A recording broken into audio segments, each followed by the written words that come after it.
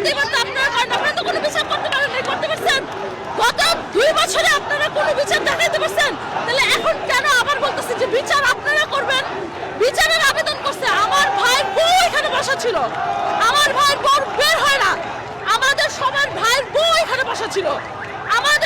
আমরা সবসময় বিশ্বাস করি যে আমাদের ঘরে নারীর গায়ে হাত দেওয়া মানে আমাদের সব মানে ঘরের মধ্যে হাত দেওয়ার মতো। আমি কি ভুল বলছি? তো সেই জায়গায় তারা আমার ভাইয়ের বউ এখানে বসা থাকা অবস্থায় আপনি কিভাবে হামলা করেন? কেন হামলা করছেন? কি রিজনে? না ওরা কি কামান নিয়ে গেছে? ফাইজলামি মারা গেছেন? ফাইজলামি মারা গেছেন? গুলি করেন নাই বলেন?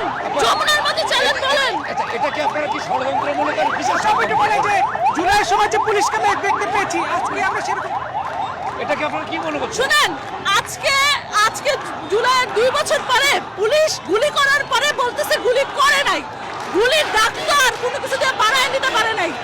যাবেন তারপর হচ্ছে আমাদের যারা ভাই ব্রাদার আছে, ঝুমাকে আমাদের সামনে হেঁচড়ায় নিয়ে যাচ্ছে। কেন নিয়ে যাচ্ছে? ওটা আকসুর নির্বাচিত একটা সদস্য, কেন হেঁচড়ায় নিয়ে যাচ্ছে?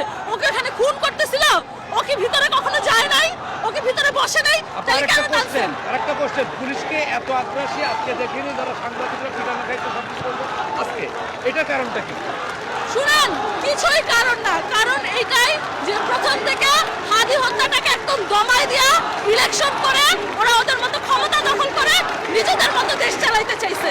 যারা জুলাইকে বিক্রি করে মানে হচ্ছে ক্ষমতা চাইতেছে তারাও খারাপ, যারা জুলাইকে অস্বীকার করে ক্ষমতা চাচ্ছে তারাও খারাপ। এই 2 দল মিলা আমাদেরকে রাস্তার মানে পথে পথে কষ্ট করে এরা যেভাবে হচ্ছে বলতেছে যে কোনো বিচার ব্যবস্থা করতেছি, যাচ্ছে চলতেছে, এই প্রক্রিয়া আজকে মানে সেই কবে মারা গেছে ডিসেম্বর থেকে এখন পর্যন্ত এই টানা আপনারা বিচারই করতেছেন। শুধু একটা কথা বলা যে জাতিসংঘের আন্ডারে বিচার করবে, এটা কি ইয়েস বলা যাইতো না? এটা একটা সিম্পল জিনিস, এটা ইয়েস বলা যাইতো। এটা ইয়েস বলা নিয়ে এত টর্চার কেন? তাহলে হাসিনার থেকে কম কি করতেছেন আপনারা? হাদি তো এখন দেশের সম্পদ না, আমরা আন্তর্জাতিকভাবে সমাদৃত।